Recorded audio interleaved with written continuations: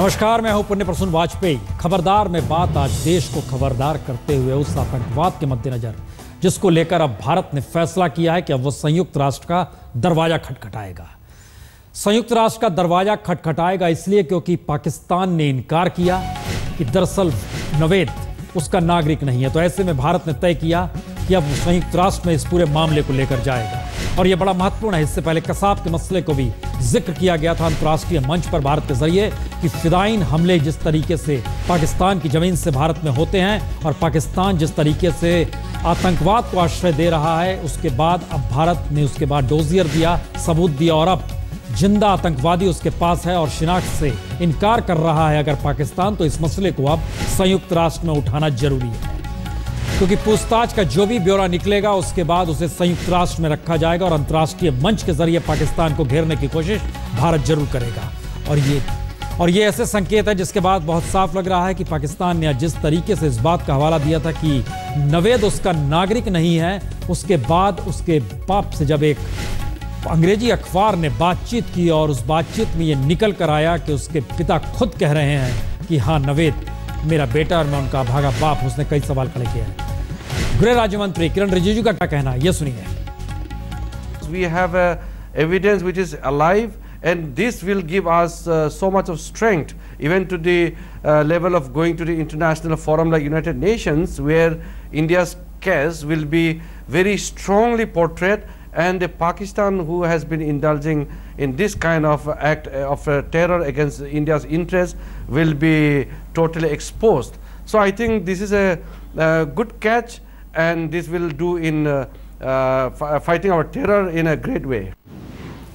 पाकिस्तान जिस तरीके से लगातार नकारता रहा है उसमें सरकार कह रही है कि ये एक अच्छा कैच है, गुड कैच। मतलब बहुत साफ है कि भारत के पास अब एक ऐसा सबूत है जिसके जरिए वो अंतर्राष्ट्रीय मंच पर इन मुद्दों को उठा भी सकता है और बतला भी सकता है कि पाकिस्तान किस तरीके से अब भी आतंकवाद को अपनी जमीन पर आश्रय दे रहा है। तो एक तरफ पाकिस्तान सरकार सफेद झूठ बोल रही है कि नवेद पाकिस्तानी नहीं, दूसरी तरफ नावेद के पिता कह रहे हैं हाँ, नावेद उनका ही बेटा है और वो उसके बदनसीब बाप है। हिंदुस्तान टाइम्स अखबार ने नवेद के पिता मोहम्मद याकूब से फोन पर बात की। करीब 1 मिनट 20 सेकंड तक की इस बातचीत में याकूब ने अपनी जान को खतरा भी बताया। मोहम्मद याकूब ने कहा कि उन्हें मार दिया जाएगा, लश्कर और फौज उनके पीछे है।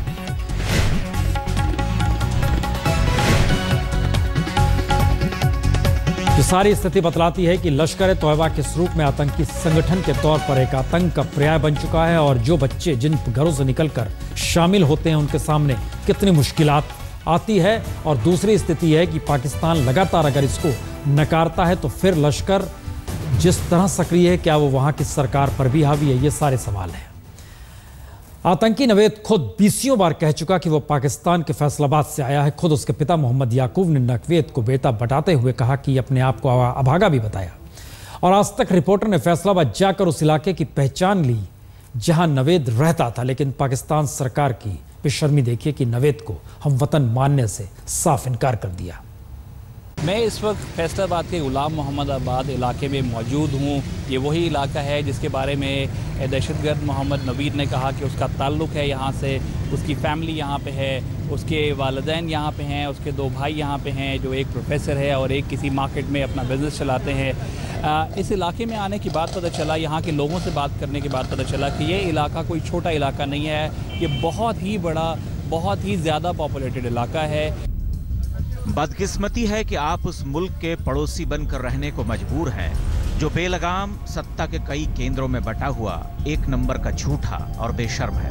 अब देखिए, जो नावेद अपनी जुबान से 20 बार कह चुका है कि वो पाकिस्तानी है, फैसलाबाद का रहने वाला है, कुपवाड़ा के रास्ते यहाँ दाखिल हुआ, मुदरिके में उसने आतंक की ट्रेनिंग ली, उसी नावेद को पाकिस्तान ने नकार दिया। पाकिस्तानी विदेश मंत्रालय के प्रवक्ता का बयान सुनिए। हम कई बार कह चुके हैं कि पाकिस्तान पर फौरी तौर पर इल्ज़ाम लगाना जो है वो मुनासिब नहीं है।